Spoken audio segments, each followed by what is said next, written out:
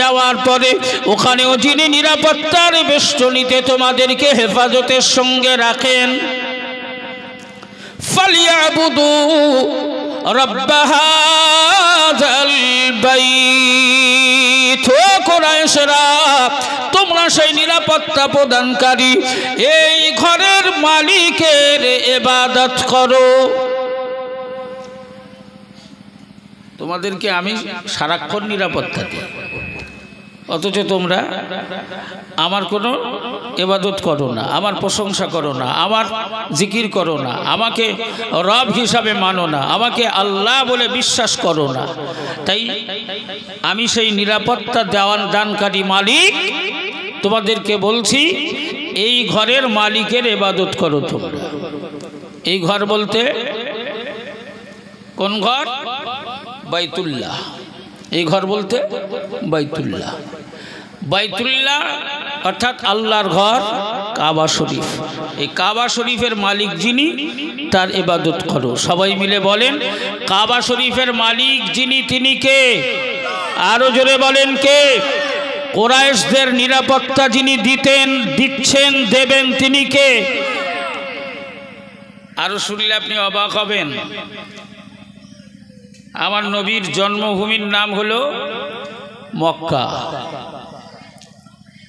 রাসূলুল্লাহর জন্মভূমির নাম সবাই মিলে বলেন কুচিরা। যুবক ছেলেরা, তোমাদের কাছে রুমাল নেই পকেটে? কুচি রুমাল নেই পকেটে? তোমরা দুজনের রুমাল নেই? যদি রুমাল থাকে একটু মাথায় বাঁধো, খালি মাথায় বসে থাকলে কেমন একটা খারাপ দেখায় না? রুমাল থাকলে একটু মাথায় দাও, দিয়ে বস। জানবে কোরআনের মাহফিলে এসেছো, এখানে পৃথিবীর অন্যতম মাহফিল হিসাবে যত সবাই বসে থাকবে, আল্লাহ পাকের আরশ ইলাহি থেকে এই মাহফিলের শ্রোতাদের উপরে আল্লাহর রহমত আল্লাহ বর্ষণ করতেই থাকবেন। জোরে বলুন সুবহানাল্লাহ। জোরে বলা যাবে না? তো যে বিষয়টি মনে করাচ্ছিলাম, মহান মালিক নির্দেশ দিলেন কাবা ঘরের মালিকের ইবাদত করার। আর সেই কাবা ঘর যেখানে, ওই জায়গাটার নাম হলো মক্কা। আর মক্কা হলো আমার নবীর জন্মভূমি। আমার নবী মক্কায় আসবেন, আমার রসুল মক্কায় জন্মগ্রহণ করবেন। এই রসুলুল্লাহ মক্কায় জন্মগ্রহণ করবেন, তাই মহান মালিক আমার রসুলুল্লাহর সম্মানে মক্কাকে সুন্দর করে সাজানোর সিদ্ধান্ত নিলেন। জোরে বলুন সুবহানাল্লাহ। জোরে বলা যাবে না? কাকে দিয়ে সাজাবেন? মক্কায় আল্লাহর প্রিয় বন্ধু আসবেন, তাই সেই মক্কায় আদম শফিউল্লাহকে দিয়ে কাবা নির্মাণ করালেন। আর সেই কাবা এমন একটা পর্যায়ে পড়েছিল যে কাবা পৃথিবীর মানচিত্র থেকে হারিয়ে যাওয়ার মতো পরিবেশে পৌঁছে গেছে। একেবারেই ভগ্ন অবস্থায়, কাবার উপরে লতাপাতা গাছ উঠে কাবাকে ঢেকে দিয়েছে, দেওয়াল ভেঙে চুরে পড়ে গেছে। আর এই মনে হয় এবারে মাটির সাথে মিশিয়ে যাবে, কাবার আর কোনো চিহ্ন পাওয়া যাবে না। ঠিক এই রকম সময়ে আল্লাহ কাবাকে রসুলুল্লাহর জন্মভূমি হিসাবে সাজানোর দায়িত্ব দিলেন। কাকে জানেন? মিল্লাতা আবিকুম ইব্রাহিম। জোরে বলুন সুবহানাল্লাহ। জোরে বলা যাবে না? ইব্রাহিমকে জাতির জনক, ইব্রাহিম জাতির পিতা। মিল্লাতা আবিকুম ইব্রাহিম হুয়া সাম্মাকুমুল মুসলিমিন। জোরে বলুন সুবহানাল্লাহ। কিভাবে দায়িত্ব দিলেন? ইব্রাহিমও জানে না, ইসমাইলও জানে না, আর হাজেরাও জানে না। আল্লাহর কৌশল সম্পর্কে সবাই অন্ধকারে, অথচ আমার আল্লাহ কৌশল করে ইব্রাহিম, হাজেরা আর ইসমাইলের মাধ্যমে কাবাকে জনবসতি হিসাবে গড়ে তোলার সিদ্ধান্ত নিলেন। জোরে বলুন সুবহানাল্লাহ। আল্লাহ হায়াতে রাখলে আলোচনায় আল্লাহ যদি সময় সুযোগ দেয় কোরআনের তাফসীর আপনাদেরকে করে শোনাবো যে আল্লাহ কীভাবে নবীর জন্মভূমিকে সাজিয়েছিলেন। কিন্তু আমরা আমাদের বড় দুঃখ, বড় আফসোস, আমাদেরই পয়সা দিয়ে তৈরি করা এই জান্নাতের বাগানটাকেই আমরা সুন্দর করে সাজাতে পারছি না বাবা। তবে মনে রেখো, রাসূলুল্লাহর মহব্বত আর ভালোবাসা, রসুলের প্রেম, রসুলের আশিক হিসাবে পৃথিবীতে যদি কেউ প্রতিষ্ঠিত না হতে পারে তার কপালে কষ্ট আছে, তার কপালে কষ্ট আছে। আর যদি নবীর প্রেমিক হতে পারো, রসুলুল্লাহ প্রেমিক হিসাবে নিজেকে প্রতিষ্ঠিত করতে পারো, সিরাতে রসুল, মিলাদে রসুল যদি তোমার মধ্যে আনতে পারো, তাহলে হাসরের মাঠে আমার নবীর শাফাআত আর সুপারিশ তোমার জন্য অপেক্ষা করছে। জোরে বলুন সুবহানাল্লাহ। নবীর মহব্বত ভালোবাসা কিভাবে পাবে? আমি দরুদ শরীফ পড়তে বলছি, ছেলেরা সব মুখ বন্ধ করে বসে। কেন? দরুদ শরীফ পড়লে কেউ মাথা কেটে নেবে? কথা বলে। নবীর শানে দরুদ পড়লে কেউ মাথা কেটে নেবে? নবীর শানে দরুদ পড়লে কেউ আমাদের মারধর করবে? কেউ গালাগালি করবে? না, সবাই ভালো বলবে। ভালো বলবে না? মানুষ ভালো বলবে, আল্লাহ ভালো বলবে, রসুল খুশি হবে, নামায় আমলে নেকি হবে, আল্লাহ নেকি দান করবে, জীবনের গুনাহ আল্লাহ মাফ করে দেবে, দুনিয়ায় বেঁচে থাকার জন্য আল্লাহ 10 রকম সম্মান দান করবে। জোরে বলুন সুবহানাল্লাহ। এত ভালো কাজের পরেও, এত পুরস্কারের পরেও নবীর শানে দরুদ পড়তে গিয়ে আমাদের কষ্ট হয়। আমরা একটু প্রমাণ করতে পারি না যে আমরা রামেশ্বরপুর একেবারেই প্রত্যন্ত গ্রামে থাকলেও আমরা আমাদের জীবন দিয়ে আমার নবীকে ভালোবাসি? এটা প্রমাণ করানোর জন্যে আমি আমার ছেলেদেরকে, আমার ভাইদেরকে, আমার মুরব্বীদেরকে বলবো, একবার প্রাণ ভরে উচ্চ আওয়াজে দরুদ পাঠ করে প্রমাণ করি মদিনার কামলিওয়ালা জিন্দা নবীকে আমরা আমাদের জীবনের চাইতেও বেশি ভালোবাসি। তাই প্রমাণ হিসাবে উচ্চ আওয়াজে প্রাণ ভরে মোহব্বতের সঙ্গে দরুদ শরীফ আল্লাহুম্মা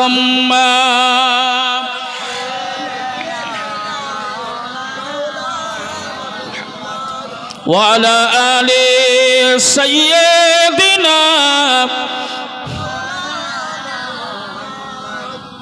বাজিছে দামামা বাঁধরে আমামা, বাজিছে দামামা বাঁধরে আমামা, শের উঁচু করি মুসলমান, নয়া জামানার দাওয়াত এসেছে, ওগো নয়া জামানার ডাক এসেছে, তাই আজ ভাঙা কেল্লায় ওড়ে নিশান লা ইলাহা মাশাআল্লাহ লা ইলাহা, আর জোরে লা ইলাহা ইল্লাল্লাহ, লা ইলাহা ইল্লাল্লাহ মুহাম্মাদুর রাসূলুল্লাহ। আল্লাহুম্মা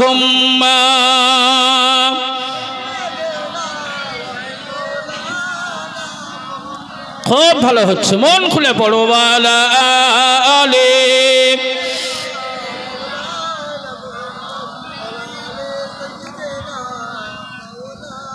মহশরের মালিক, একটু হাত ধরে নামিয়ে দাও কুচি।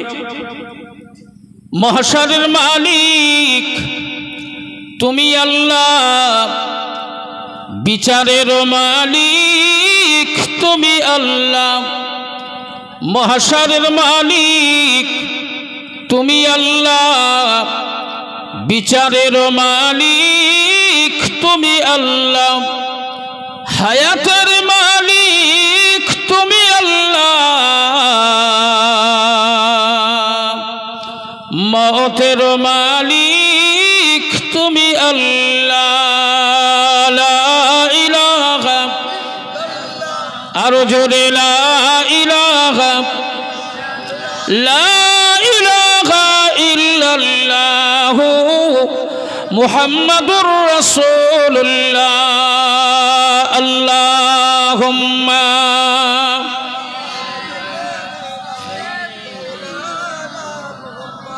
व अला आले सय्यदिना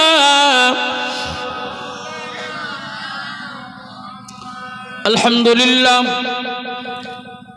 अल्हम्दुलिल्लाह नहमदुहु व नस्तईनुहु व नस्तगफिरुहु व नु'मिनु बिही व नतवक्कलु अलैहि व नऊज़ु बिल्लाहि मिन शुरूरि अनफुसिना व मिन सय्यिआति अअमालिना मन यहदिहिल्लाहु फला मुदिल्ल लहु वमन युद्लिलहु फला हादिय लहु व नशहदु अल्ला इलाहा इल्लल्लाहु वहदहु ला शरीका लहु व नशहदु अन्न सय्यदना व नबियना व रसूलिना व हबीबना व तबीबना व सनदना व मौलाना व मुर्शिदना मुहम्मदन अब्दुल्लाहि व रसूलुहु अल्लज़ी अरसलहु बिल हक़्क़ि बशीरन व नज़ीरन व दाइयन इलल्लाहि बिइज़्निहि व सिराजम मुनीरा अम्मा बअद फया अय्युहल हाज़िरून रहिमकुमुल्लाह वक़ाल अल्लाहु तआला फ़ी कलामिहिल मजीद व फ़िल फ़ुरक़ानिहिल हमीद फ़अऊज़ु बिल्लाहि मिनश शैतानिर रजीम बिस्मिल्लाहिर रहमानिर रहीम ला तुहर्रिक बिही लिसानक लितअजल बिही इन्ना अलैना जमअहु व क़ुरआना फ़इज़ा क़रअनाहु फ़त्तबि क़ुरआना सुम्मा इन्ना अलैना बयाना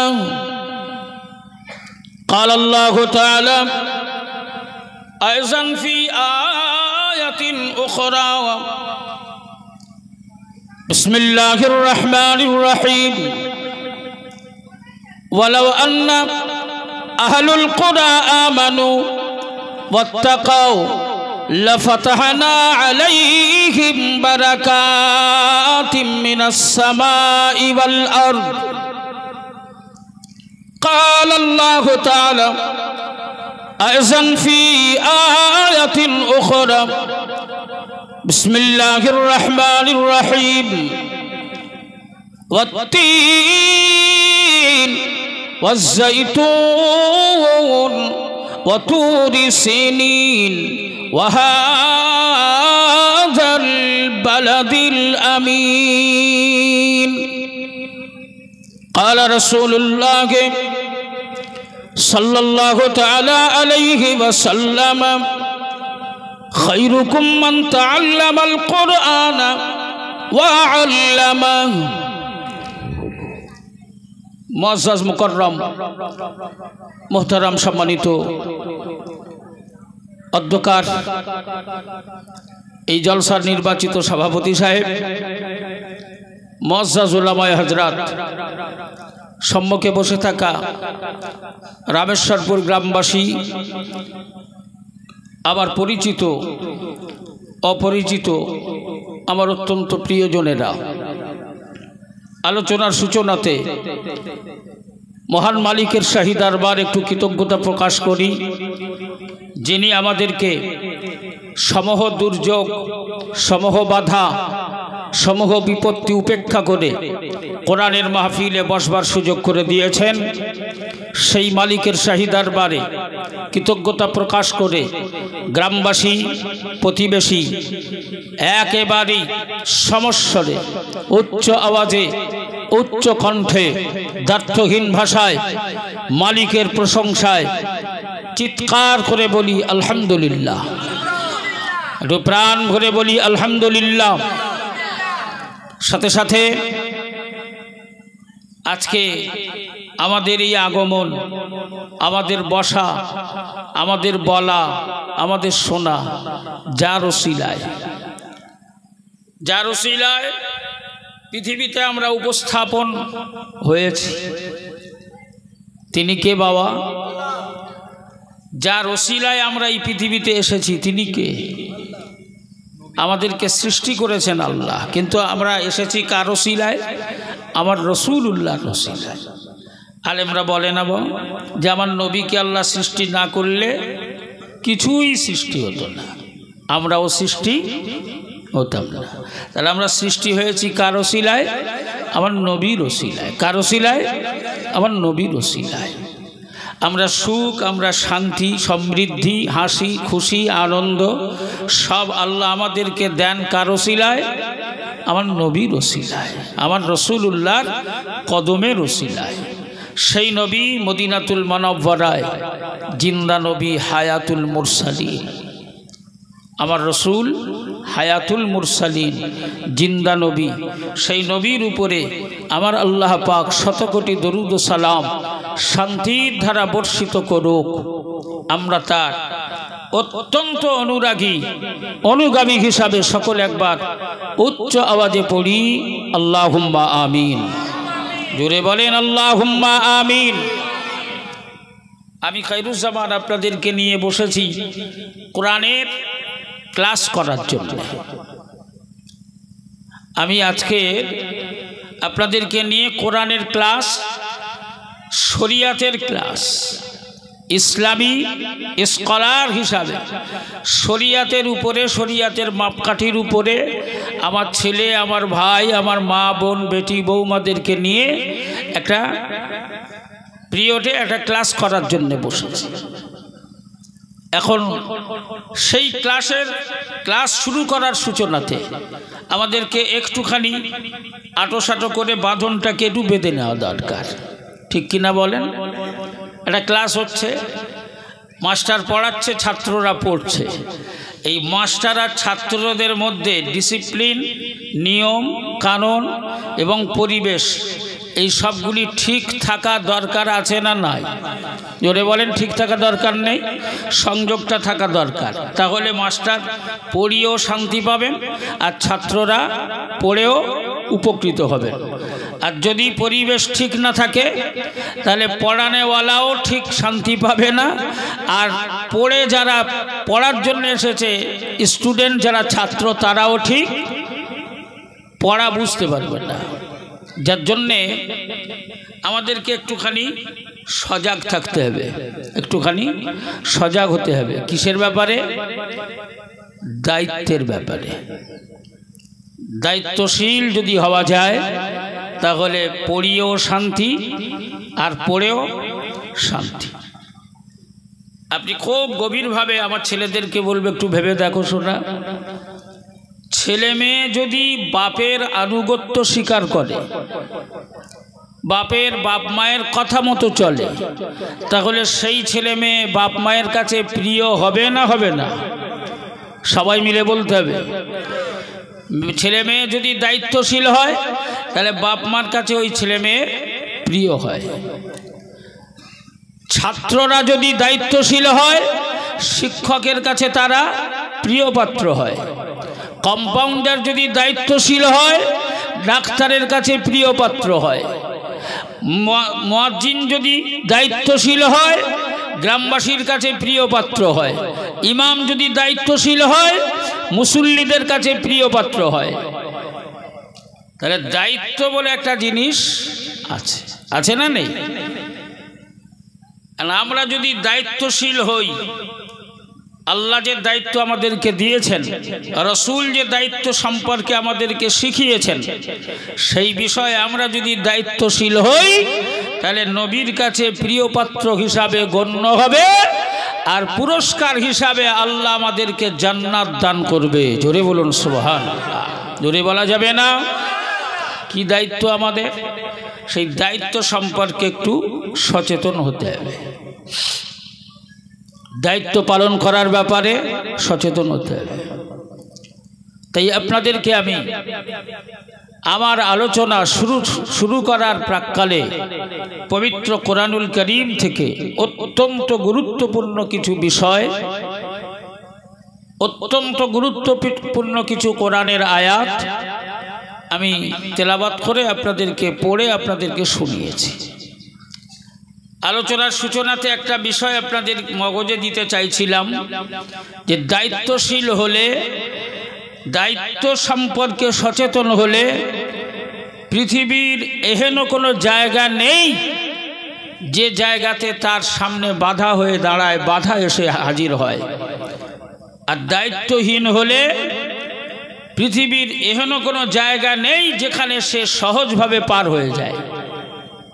খুব গুরুত্ব দিয়ে দেখেন,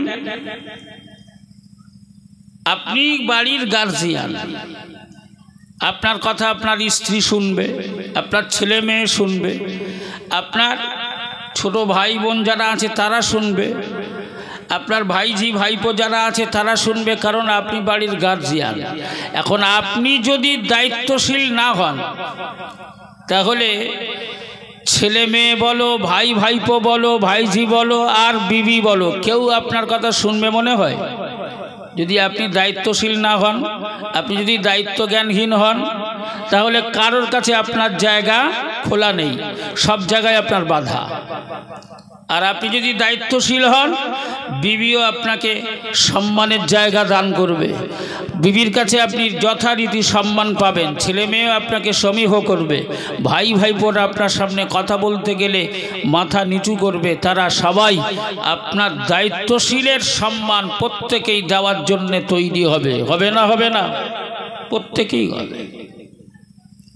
হে জওয়ান যুবকেরা, তাই দায়িত্বের ব্যাপারে আমি আপনাদেরকে সূরাতুল কুরাইশ আলোচনা করছিলাম।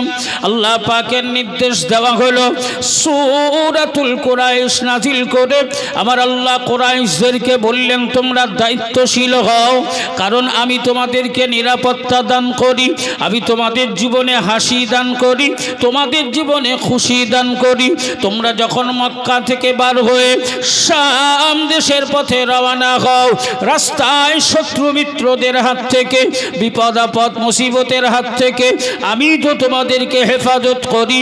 ওখানে গিয়ে দীর্ঘ মাসের পর মাস তোমরা যে ব্যবসার কাজ পরিচালনা করো, সেখানেও তো আমি তোমাদের টাকা পয়সার নিরাপত্তা দিয়ে থাকি, তোমাদের জান মালের নিরাপত্তা দিয়ে থাকি। অত্যন্ত আনন্দের সাথে তোমরা তো তোমাদের ব্যবসার কাজ সমাধা করো। আবার শাম দেশ থেকে মক্কায় ফেরার পথে শত্রুদের কবল থেকে আমি তো উদ্ধার করি, বিপদ মুসিবত থেকে আমি তো তোমাদেরকে বাঁচাই। তাই আমি আল্লাহ, আমি মালিক, আমি এই কাবা ঘরের মালিক তোমাদেরকে বলছি, তোমরা এই কাবা ঘরের মালিকের শুকরিয়া করো, প্রশংসা করো, ইবাদত বন্দেগী করো। এ জওয়ান যুবকেরা, প্রিয় নবীর দরবারে জিবরাইল আমিনকে দিয়ে মহান মালিক যখন এই নির্দেশনা দিলেন, আল্লাহর পক্ষ থেকে যখন মেসেজ প্রদান করা হলো, আল্লাহর নবী যখন কোরআনের মাধ্যমে কুরাইশদের কাছে এই মেসেজ পৌঁছে দিলেন, কুরাইশরা, আল্লাহ ভোলা কুরাইশরা, ওরা সবাই জিজ্ঞাসা করল, আমরা যদি এই ঘরের মালিকের ইবাদত করি, এই ঘরের মালিকের প্রশংসা করি, এই ঘরের মালিকের যদি আমরা অনুসারী অনুগামী হয়ে যাই, তাহলে বিনিময়ে আমাদেরকে তিনি কি দেবেন?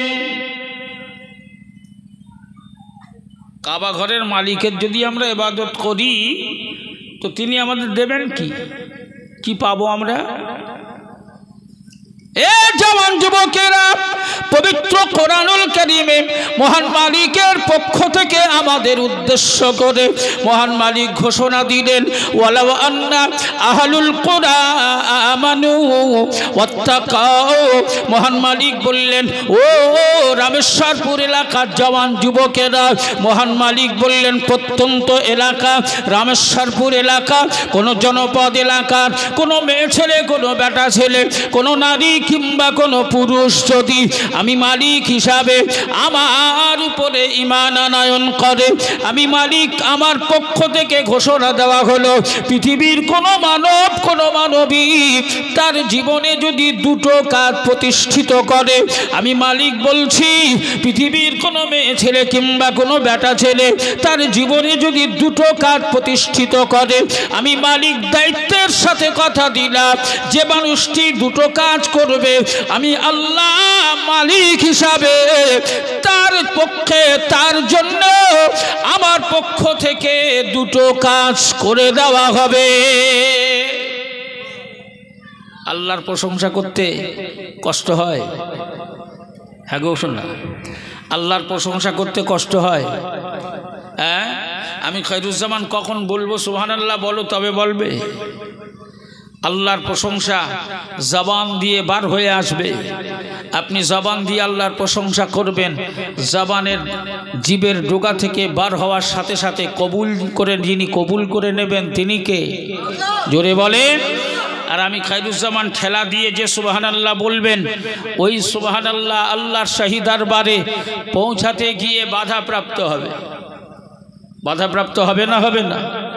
আল্লাহ বলে ওর সুবহানাল্লাহর কাছে ফিরিয়ে দে, ও তো মন থেকে বলেনি। আরে খৈরুজ্জামান ঠেলা দিয়েছে তাই বলেছে, ও ঠেলাওয়ালার ঠেলা দেওয়া সুবহানাল্লাহ আমি আল্লাহ নি বলে। আর যদি বিনা ঠেলায় আল্লাহর প্রশংসা হয়, তাহলে সেই প্রশংসা কবুল করে বিনিময়ে যিনি আমাদেরকে পুরস্কার দেবেন তিনি কে? জোরে বলেন কে? আমাদের উত্তর 24 পরগনায় একজন আল্লাহর ওলি ছিলেন, মুজাদ্দিদুজ্জামান আলা হযরত দাদা হুজুর কেবলার অন্যতম একজন খলিফা। আমি নামটা বলি, দেখেন চেনা যায় কিনা। উত্তর 24 পরগনার বসিরহাট লাগোয়া খোলাপোঁতা বলে একটা জায়গা আছে, চেনেন তো? ওই খোলাপোঁতা এলাকায় বাড়ি আল্লামা বজলুর রহমান দরগাপুরি সাহেব। চিনতে পারছেন? দরগাপুরি সাহেব নামেই পরিচিত। তাই বজলুর রহমান দরগাপুরি ফুরফুরা দরবারে গিয়েছেন, দাদা হুজুর কেবলার দরবারে গিয়ে হুজুরের সাথে সাক্ষাৎ মোলাকাত করে বাড়ি ফিরছেন। রাস্তায় বাড়ি ফেরার পথে কিছু মানুষ টিটকারি, রহস্য, ঠাট্টা, মজাক দরগাপুরি সাহেব হুজুরের সাথে করছেন। বিভিন্ন রকমের ঠাট্টা মজা বিরোধীরা। উনি কোনো প্রতি উত্তর করলেন না, উনি কোনো প্রতি উত্তর করলেন না, বাড়ি চলে আসলেন। বাড়িতে পৌঁছানোর পরে আল্লাহর শাহী দরবারে সেজদায় লুটিয়ে পড়ে কাঁদতে লাগলেন আর বলতে লাগলেন, আল্লাহ আমি বজলুর রহমান, আমি তো আপনাকে খুশি করার জন্যে, আপনার মাহবুব বান্দাকে খুশি করার জন্যে আপনার প্রিয় বান্দার দরবারে গিয়েছিলাম, তাহলে আমাকে দেখে ওটা ঠাট্টা, রহস্য, টিটকারি করল কেন? এর বিচার আমি আপনার কাছে দিলাম। আল্লাহর ওলি বজলুর রহমান দরগাপুরি সাহেব রহমতুল্লাহ আলাইহি সেজদা থেকে মাথাটা উঠিয়ে, ওনার একটা মাটির দলিত ছিল, ওই দলিতে বসে আছে। এমন সময় বাড়ির ভেতর থেকে বিবি সাহেবা আম্মা জান তিনি আসলেন, এসে বললেন, হুজুর আপনি বাড়িতে বসে আছেন, দলিতে বসে আছেন, বাড়িতে বাচ্চা কাচ্চারা উপসে আছে, রান্না করার মতো চাল ডাল নেই, আর তরকারি রান্না করার মতো সবজি বাজার কিছুই নেই, আপনি বসে থাকলে হবে না, বাজারের দিকে যান, কিছু বাজার করে নিয়ে আসুন, না হলে যে বাচ্চারা অনাহারে উপোস থাকবে, অনাহারে হারে দিন কাটাবে। বজলুর রহমান দরগাপুরি সাহেব কোনো কথা বলেন না, মাথাটা নিচু করে চুপ করে বসে আছেন। বাড়িতে খাবার দাবার চাল ডাল না থাকলে বিবিরা বলবে না বলবে না, হ্যাঁ গো তুমি বসে আছো, রান্না করার চাল নেই, হ্যাঁ সবজি নেই, তরকারি কিছুই নেই, যাও বাজারের দিকে যাও। ও জওয়ান যুবকেরা, কিতাব সাক্ষী দেয় বজলুর রহমান দরগাপুরি সাহেব বাজারে যাবেন, কিছু সবজি কেনাকাটা করবেন, কিছু চাল কেনাকাটা করবেন। এই কেনাকাটা করার জন্যে আল্লাহর ওলি বজলুর রহমান দরগাপুরি হুজুরের পকেটে একটাও পয়সা নাই, তো কি নিয়ে যাবে? বাড়িতে বিবি বলছে কিন্তু যাবে কি নিয়ে, পকেটে তো টাকা নেই। এ জওয়ান যুবকেরা, কিতাব সাক্ষী ঠিক এমনি সময় দৌলিদের উপরে বসে আছেন, আল্লাহ শাহী দরবারে তাওয়াক্কালতু আলাল্লাহ।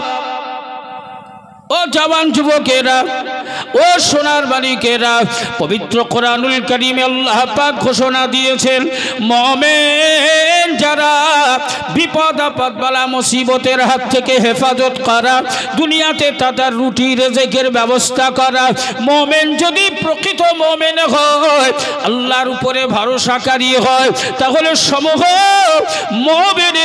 মুমিনের ব্যাপারে সমূহ দিক দেখভাল করা, সমূহ নিরাপত্তা দেওয়া, সমূহ ব্যবস্থা করাটা আমার আল্লাহ আমার মালিকের উপরে ওয়াজিব হয়ে যায়। জোরে বলা যাবে না?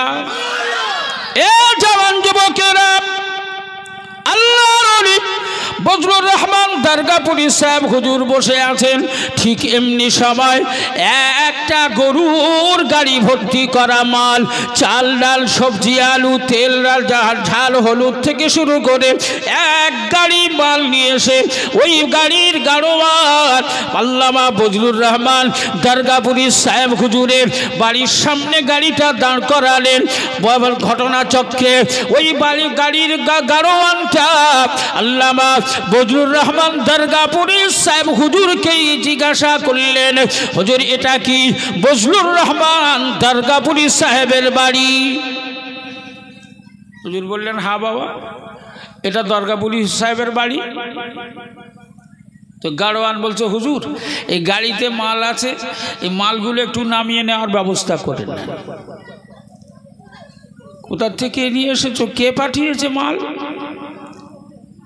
এ জওয়ান যুবকেরা, গাড়ির গাড়োয়ান আল্লামা দরগাপুরি সাহেব হুজুরকে বলেছিলেন, হুজুর এই দরগাপুরি সাহেবের দরবারে দরগাপুরি সাহেবের বাড়িতে যে মালগুলো নিয়ে আসা হয়েছে, এই মালগুলো যিনি পাঠিয়েছেন তিনি হলেন দরগাপুরি সাহেবের মালিক। জোরে বলুন সুবহানাল্লাহ, আরো জোরে বলা যাবে না?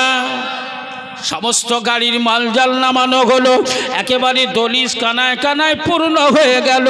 ও জওয়ান যুবকেরা, ঠিক সেই সময় ওই গাড়িওয়ালা দরগাপুরি সাহেব হুজুরকে লক্ষ্য করে বললেন, হুজুর আমাকে তাহলে বিদায় দেন, আমি আসি। এই দরগাপুরি সাহেব হুজুরের মালিক যে মাল পাঠিয়েছে গোটা দলিসটা কানায় কানায় পূর্ণ হয়ে গেল। দরগাপুরি সাহেব বাড়ির ভেতরে খবর দিলেন, বিবি সাহেবাকে বললেন, এই নাও মাল নিয়ে যাও, কতটা মাল লাগবে নিয়ে যাও। বিবি সাহেবা দুপুরের রান্না করার মতো যতটুকু চাল লাগবে নিলেন, সবজি বাজার লাগবে নিলেন, নুন ঝাল হলুদ তেল যা লাগবে নিলেন, নিয়ে চলে গেলেন। মাম্মা যান ভেতরে যাওয়ার পরে আল্লামা দরগাপুরি সাহেব রহমতুল্লাহ আলাইহি এলাকার প্রত্যন্ত গরিব অসহায় দিন দুঃখী যারা, তাদের কাছে খবর পাঠিয়ে দিলেন। গ্রামের মানুষ, মেয়ে ছেলে বেটা ছেলে, গরিব অসহায় দিন দুঃখীরা সবাই এসে হাজির হয়ে গেল। এক গাড়ি মাল আম্মা জান এক বেলার মতো ভেতরে নিয়ে গিয়েছিলেন, বাকি মালটা আল্লামা দরগাপুরি সাহেব গরিব অসহায় এতিম দিন দুঃখীদের মাঝে তৎক্ষণাৎ ওখানেই দাঁড়িয়ে দাঁড়িয়ে সম্পূর্ণ মালগুলি দান করে দিলেন। সন্ধ্যায় কি রান্না হবে, সন্ধ্যাবেলা কি রান্না করবে সে জোগাড় নেই। কিছু সময় পরে আম্মা জানিয়ে এসে দলিজের দিকে তাকিয়ে দেখে গোটা দলিজ ফাঁকা। বলছে হুজুর সব মালজাল, কথা বলে না, চুপ করে আছে। হুজুর সব মালজাল আমি তো এক বেলার মতো নিয়ে গেলাম, এক ঘর মাল। ও বিবি সাহেবা, ও বিবি সাহেবা বর্ধাঙ্গিনী, তুমি মাল নিয়ে যাওয়ার পরে আমি দরগাপুরি, আমার কাছে গ্রামের অসহায় গরিব দিন দুঃখীরা এসে হাজির হয়েছে। আমি দরগাপুরি গরিবের বাচ্চাগুলোর দিকে তাকিয়ে ভুখা অবস্থায় থাকা বাচ্চাগুলির চোখের পানি দেখে আমি আর থাকতে পারলাম না। যত মাল ছিল গ্রামের গরিব অসহায় দিন দুঃখীদের মাঝে বিতরণ করে দিয়েছি। আম্মাজান ভাবলেন যে সব তো দান করে দিয়েছে, এখন তার বলে লাভ নেই। আস্তে করে বললেন হুজুর সন্ধ্যাবেলায় কি খাবো? ও জওয়ান যুবকেরা, আল্লামা দরগাপুরি সাহেব বলেছিলেন বিবি রে,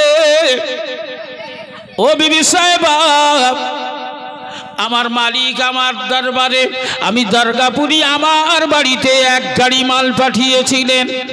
আমি মালিকের গোলাম, মালিকের কর্মচারী, মালিকের নির্দেশ পালন করি। মালিক যে নির্দেশ দিয়েছেন সেই নির্দেশ মতো চলি।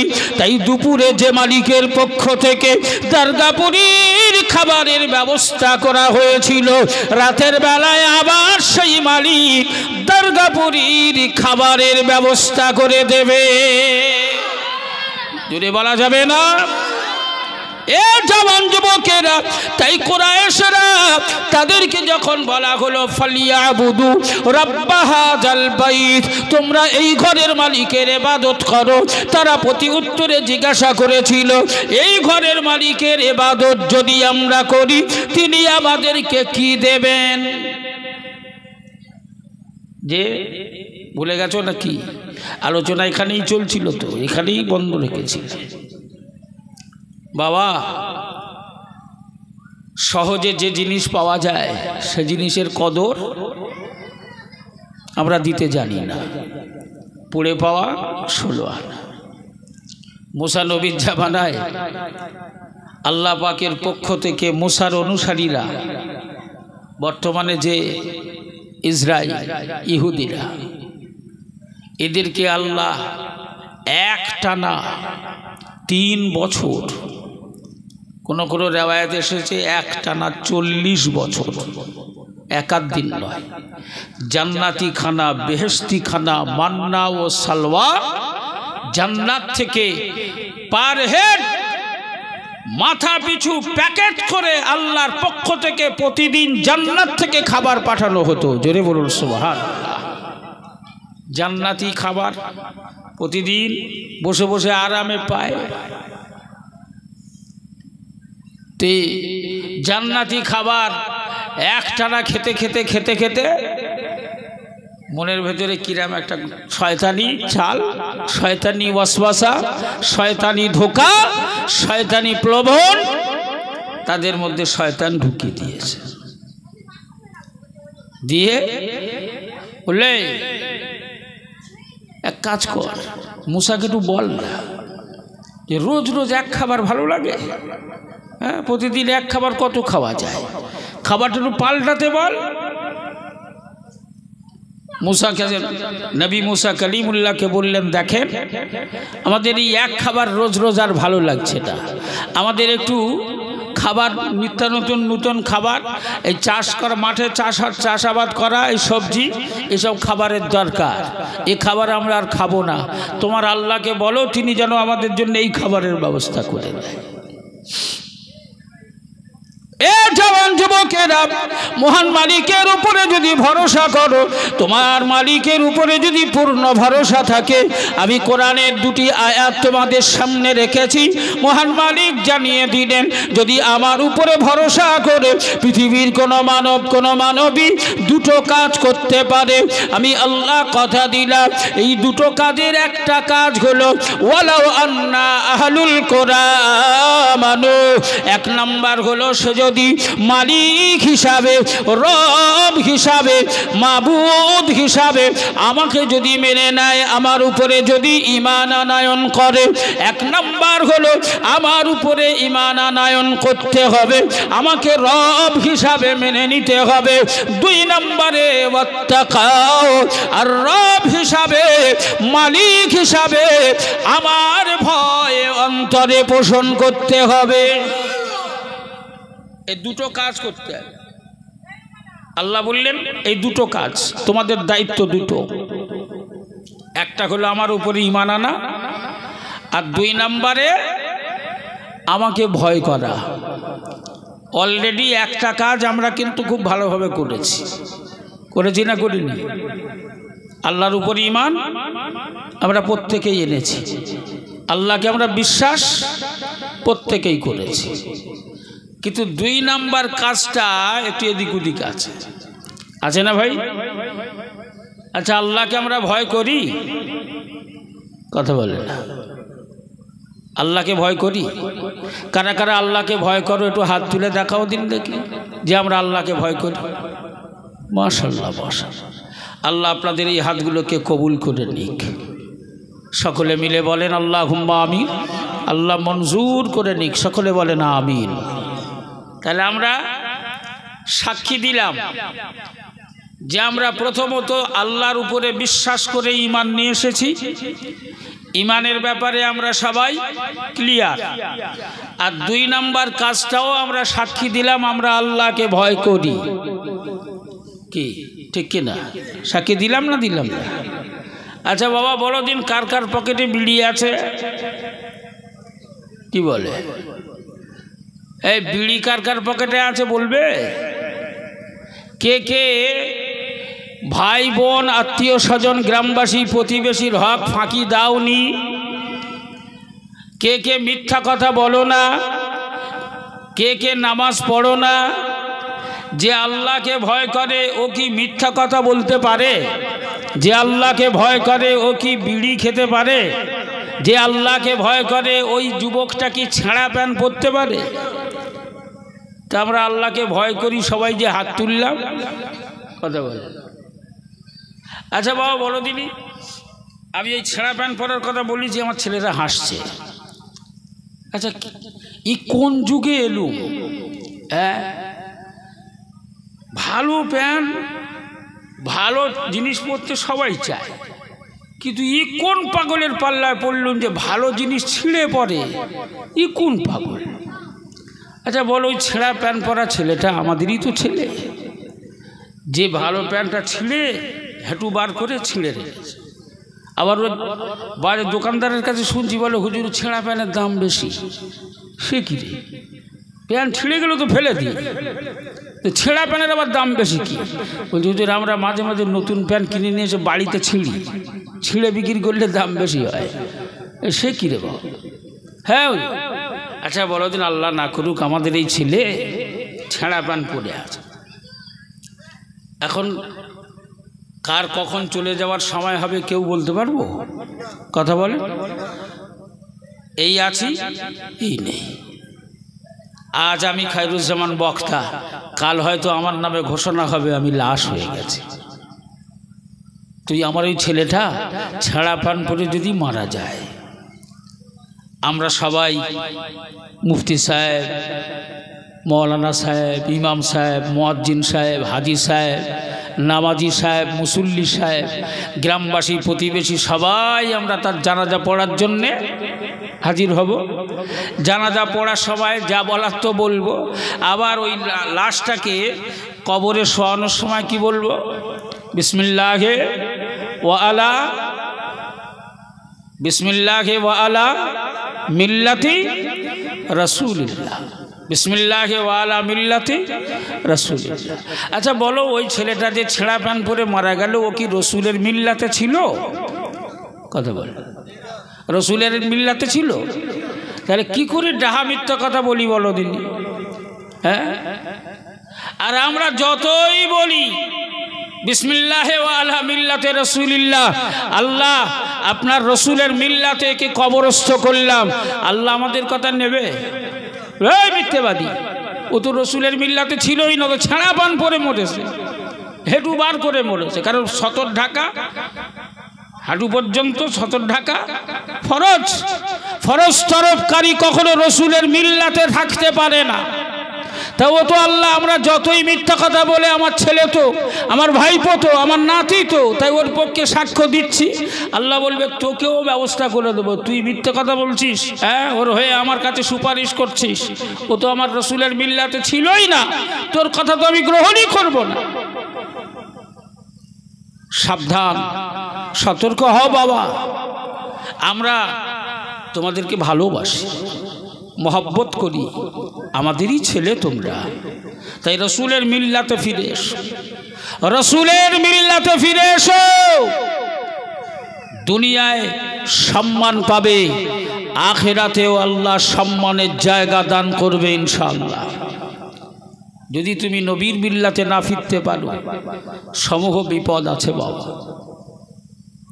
হে জওয়ান যুবকেরা, ঠান্ডা মাথায় শুনে রাখুন, আল্লাহ পাকের পক্ষ থেকে যখন কুরাইশদের উদ্দেশ্যে এই মেসেজ প্রদান করা হলো, ফালিয়াবুদু রাব্ব হাযাল বাইত, এই মেসেজ যখন দেওয়া হলো, কুরাইশরা জবাব চাইল, বলল মুহাম্মদ তুমি যে বলছো এই ঘরের মালিকের ইবাদত করার কথা, তাহলে তুমি বলো এই ঘরের মালিকের যদি আমরা ইবাদত করি, বিনিময়ে তিনি আমাদেরকে কি দান করবেন, কি আমরা পাবো, কি পুরস্কার দেওয়া হবে?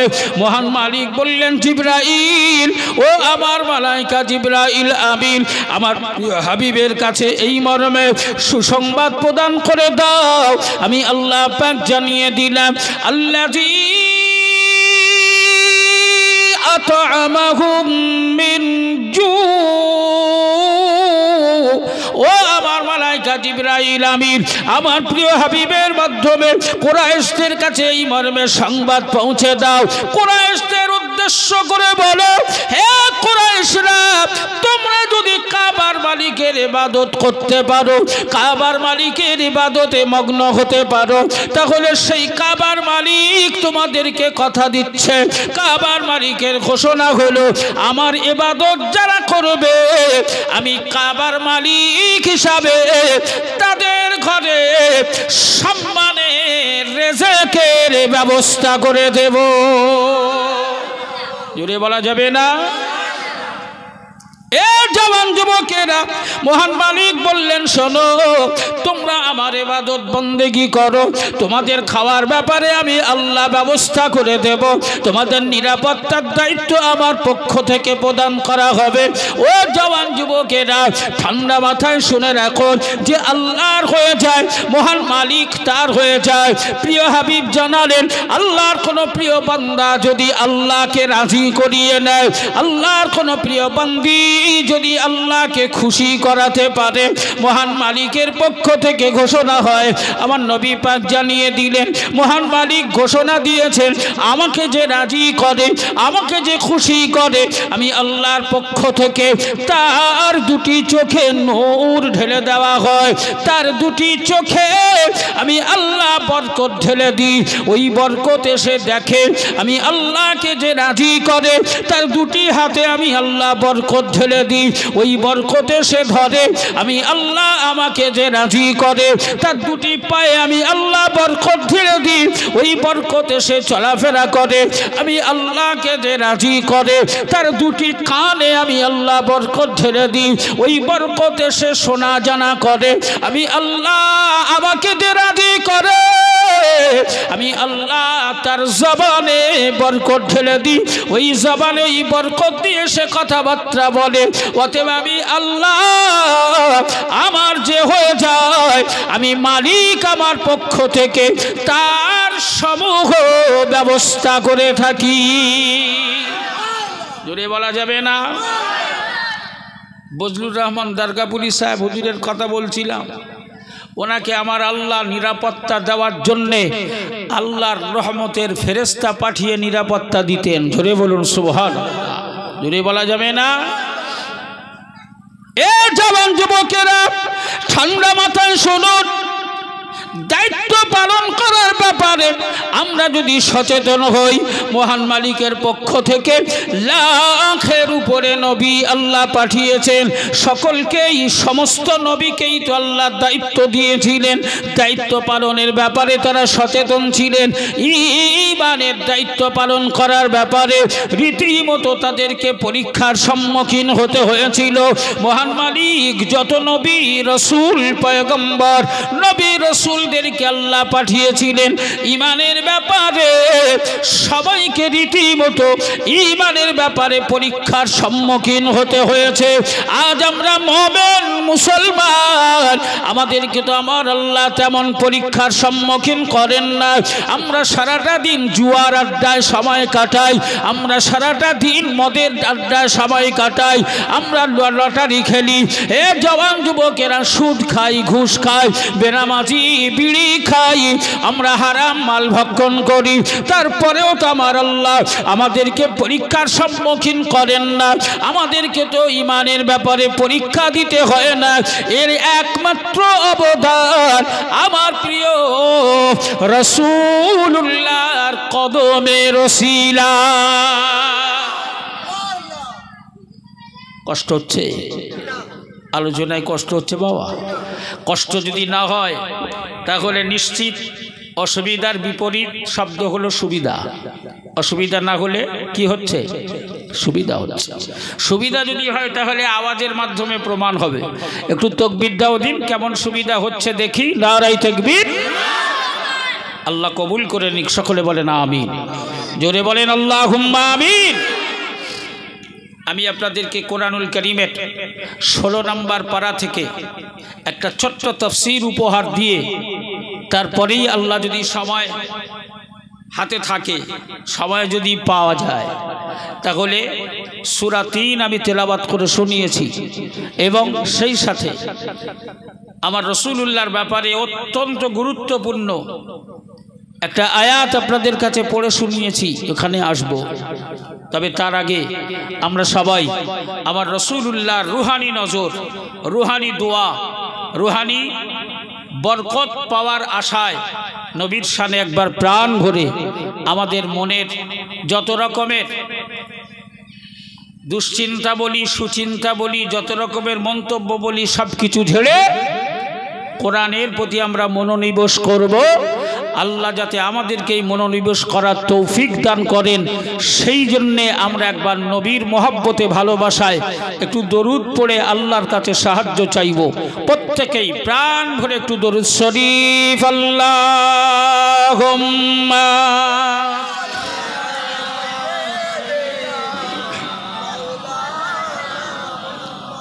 ওয়া আলা আলি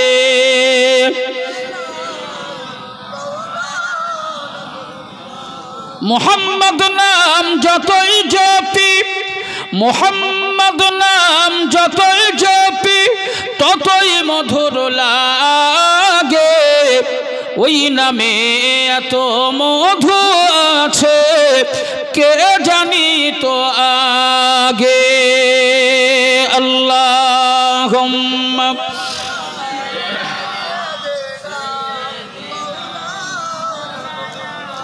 ওয়া আলা আলি সাইয়্যিদিনা।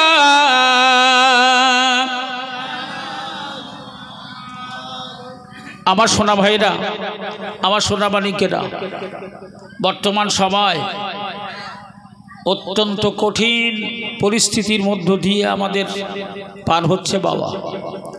ভেজালে ভেজালে গোটা সমাজটা ছেয়ে গেছে, গোটা সমাজ ভেজালে ভেজালে ছেয়ে গেছে।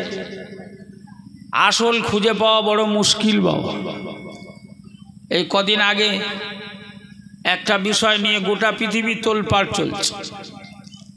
গোটা পৃথিবীতে এই বিষয়টা নিয়ে এমনভাবে গুল লাগানো হয়েছে যে নিজেদের মধ্যেই কচড়াকচড়ি শুরু হয়ে গেছে। আমার রাসূলুল্লাহর উম্মি শব্দটাকে ব্যবহার করে উম্মি নবী হিসাবে নবীর এই উম্মি শব্দর ব্যাখ্যা করতে গিয়ে নিজেদের ভেতরে কচড়াকচড়ি শুরু হয়ে গেছে। আবার এই ফাঁকে আমাদের বাংলার জমিনে আর একটা আমিরুস শরিয়াতও তৈরি হয়ে গেছে। তিনি দাদা হুজুর কেবলার আমিরুস শরিয়াতটাও নিয়ে নিয়েছে, আল্লামা হুজুরের আল্লামাটাও নিয়ে নিয়েছে। দুটো সব হস্তান্তর হয়ে গেছে বাবাজি। তাই সমগ্র বিষয়ের উপরে আলোকপাত করার মানসিকতা আমার নেই। আমি কখনোই আপনার এলাকায় আল্লাহ পাক খায়রুজ্জামানকে কম বেশি প্রায় আজ 20-22 বছর ধরে আপনাদের খেদমতে কম বেশি এলাকায় আসি। কখনো আমার জবান দিয়ে আমি বিতর্কিত আলোচনা করি না, কারণ মানুষকে আঘাত দিয়ে কখনো আপন করা যায় না। মানুষকে আপন করতে গেলে ভালোবাসতে হয়, ঠিক কি না? ভালোবেসে মানুষকে আপন করতে হয়। কাউকে লাঠি দেখিয়ে, বন্দুক দেখিয়ে, ক্ষমতা দেখিয়ে কাউকে আপন করা যায় না। ক্ষমতার বশীভূত হয়ে হয়তো সে আপন হয়ে থাকে, কিন্তু সুযোগের অপেক্ষায় থাকে, থাকে না? থাকে না? সুযোগ পেলেই বুঝিয়ে দেয়।